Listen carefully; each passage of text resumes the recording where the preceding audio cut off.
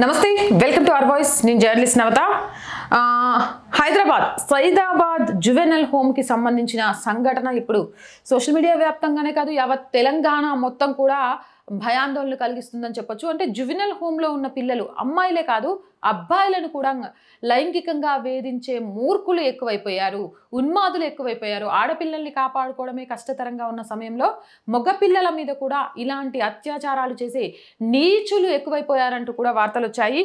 ఇక సైదాబాద్ జువెనల్ హోమ్లో బాలురిపై లైంగిక దాడి జరిగిన విషయం అందరికీ తెలిసిందే. దీనికి సంబంధించి చాలా పెద్ద ఎత్తున వార్తలు కూడా వచ్చాయి. పోలీసులు దీనికి సంబంధించి తెలిపిన వివరాల ప్రకారం బాల సదన్లో బాలలపై నిందితుడు రెహమాన్ తరచూ లైంగిక దాడి చేస్తున్నాడు. ఈ క్రమంలో ఓ బాలుడు ఈ విషయాన్ని తన తల్లికి చెప్పగా అసలు విషయం వెలుగులోకి వచ్చింది. రెహమాన్ని పోలీసులు అరెస్ట్ చేశారు. కాగా నిందితుడిపై కఠిన చర్యలు తీసుకోవాలని బాలల సంరక్షణ సంఘాల నేతలు డిమాండ్ చేస్తున్నారు. ఇక పోలీసులు చెప్పిన దాని ప్రకారం బాల సదనలో బాలలపై అంటే అక్కడ ఉంటున్న అబ్బాయిల మీద కూడా రెహమాన్ అనే ఒక నీచుడు అని చెప్పడం కంటే మృగానికంటే కూడా దాష్టుడు, వీడిని పోల్చడానికి నా దగ్గర పదాలే లేవు. ఎన్ని బూతులు తిట్టాలన్నా కూడా అంటే నాకు తెలిసి ప్రపంచంలో ఉన్న బూతులన్నింటినీ కలిపెట్టినా వీడికి తక్కువే అవుతాయి.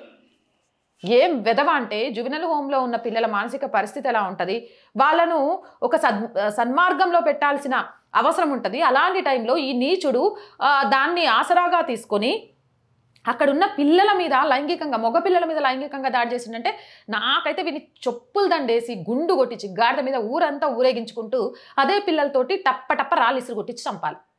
నాకు ఆవేశంతో కాదు, అరే ఎక్కడ అసలు ఏం సమాజం ఇది? ఆడపిల్లల్ని కాపాడుకోవడానికి ఓ పక్క నుంచి తల్లిదండ్రులు భయపడుతుంటే మగపిల్లల్ని కూడా వదలని దాష్టిక మూర్ఖులు తయారవుతుంటే అసలు సమాజం ఎటుపోతోంది? మృగాల మనుషులకు తేడా అనేది మర్చిపోతున్నారా?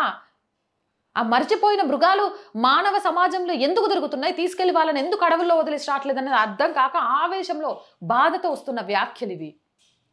ఆ పిల్లగాడెవరో ఒకరు ధైర్యం చేసి తన మీద జరుగుతున్న అత్యాచారాన్ని భరించలేక తల్లికి చెప్పాడు కాబట్టి బయటకు వచ్చింది. కానీ లేకపోతే ఈ రెహమాన్ అనే నీచుడు ఇలా ఇప్పటికే వరుసగా ఇలా లైంగిక దాడులు చేస్తూనే ఉన్నాడు. ఇంకెంతమంది పిల్లల మీద ఇలా ప్రవర్తించేవాడు, ఎంతమంది పిల్లల మానసిక స్థితిని ఖరాబ్ చేసేవాడు, ఆరోగ్యాన్ని ఖరాబ్ చేసేవాడు, వాళ్ళను ఏ దారి వైపు మళ్లించేవాడు.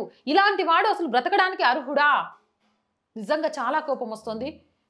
ఎవరైనా సరే ఆడాలేదు మొగాలేదు, మీకు మీరే కాపాడుకోవాలి. రెహమాన్ లాంటి నీచులు మన చుట్టే ఉన్నారు.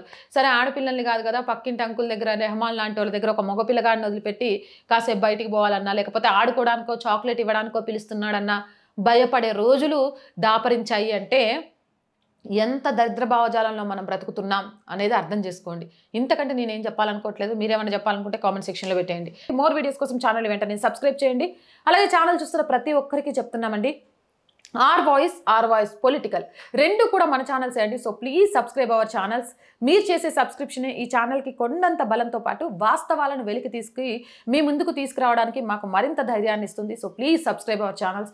ప్రతి కంటెంట్ని లైక్ చేసి షేర్ చేస్తూ ఉండండి. దాని ద్వారా మన వీడియోస్ వైరల్గా మారుతాయి. దయచేసి ఆర్ వాయిస్కి ఆర్థికంగా చేయూతనందించండి. మీరు చేసే ఆర్థిక సహాయం వల్ల మాత్రమే ఈ ఛానల్ నడుస్తుంది. మీరు లేకపోతే ఈ ఛానల్ లేదు. మీరు చేస్తున్న సహాయానికి మేము ఎప్పుడూ రుణపడి ఉంటాం.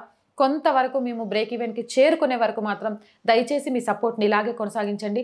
సపోర్ట్ చేయాలి అంటే సబ్స్క్రిప్షన్ పక్కనే జాయిన్ అనే బటన్ ఉంది. 1 to 5 లెవెల్స్ ఉన్నాయి. ఏదో ఒక లెవెల్లో సపోర్ట్ చేయండి. లేదా స్క్రీన్ మీద గూగుల్ పే, ఫోన్పేతో పాటు అకౌంట్ డీటెయిల్స్ ఉన్నాయి. మీకు తోచిన సహాయాన్ని అందించవచ్చు. వ్యాపార ప్రకటనల కోసం 8328500576 నెంబర్ని సంప్రదించండి. జై హింద్, జై భారత్.